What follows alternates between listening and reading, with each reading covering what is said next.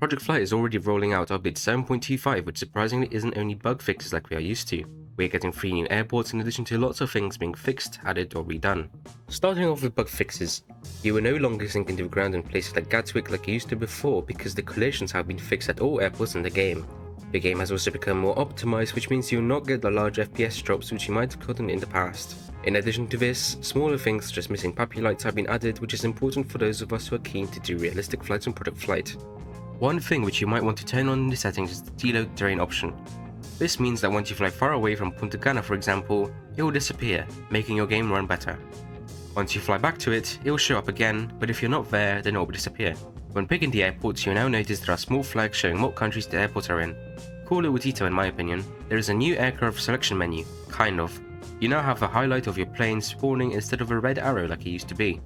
There are 2 new liveries, a normal ANA livery for the 787, and the 737 now has the Southwest Airlines Freedom 1 livery which you can get with the code USA24. There are 3 new airports, Anton Simon Airport, which is a small general aviation airport, Cabo Rojo, which is a small airfield on the southern part of the island, and Cibao Airport, which is for international travels with lots of flights from the United States. This airport should not be mistaken with Cebu Airport in the Philippines, which might sound similar. At Anton Simon Airport there are 3 gates, and we get our first look at the fire trucks which are supposed to come in update 9 as part of a Grand Crew update. These are stationary and do not move, but still, it does show us that the Project Flight developers are already working on the updates that we so frequently ask for. Cabo Rojo is so small that you can only spawn a couple of planes here, with the stands being the size of the smallest plane in Project Flight, the Cessna 150A. There is no ATC here because the airport is so small, so remember to check for any planes when trying to take off or land. In addition to the fact that there is no ATC, the runway is also curved, which is a first for Project Flight, which means it is slightly buggy. It was meant to be added for Punta Cana, however the developers were worried that it would be too buggy and could cause people to get launched into the air. For now, we don't know how the planes will handle the runways, but hopefully this will be added to more airports. Cibao Airport has multiple gates for different kinds of planes ranging from general aviation, passenger aircraft and cargo aircraft. This means they can fly absolutely whatever you want from here without worrying that it will be unrealistic. If we take a look around, we can see the incredible amount of detail around the airport with even the parking spaces drawn out. This is one of the benefits of the new mesh airports that are less laggy than the older Project Flight airports. For example, Punta Cana, despite its huge size, is actually better for your game than a small airport like Menorca because one is made with laggy Roblox parts and Punta Cana is made of meshes on things like Blender which are very well optimized.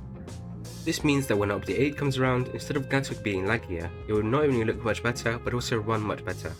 This is one of the ways how Project Flight is hoping to make their game work on lower end phones such as older iPhones which may not be able to play the game right now. 4 new Easter eggs have been added. At Cibao, you'll find 2 moderators. The Aviator is here plane spotting, and Astro is near the entrance painting some graffiti.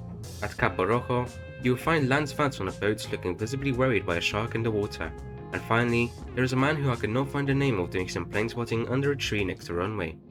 In the top left corner, you will notice that there is a server ID showing up. This makes it easier for your friends to join you as they can find you more easily, but if you do not like how this looks, then you can quickly turn it off in the settings right here.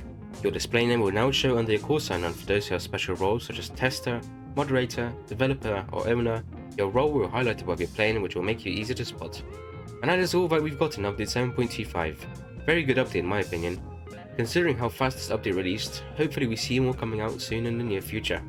And with that, I'd like to thank you very much for watching. See you soon.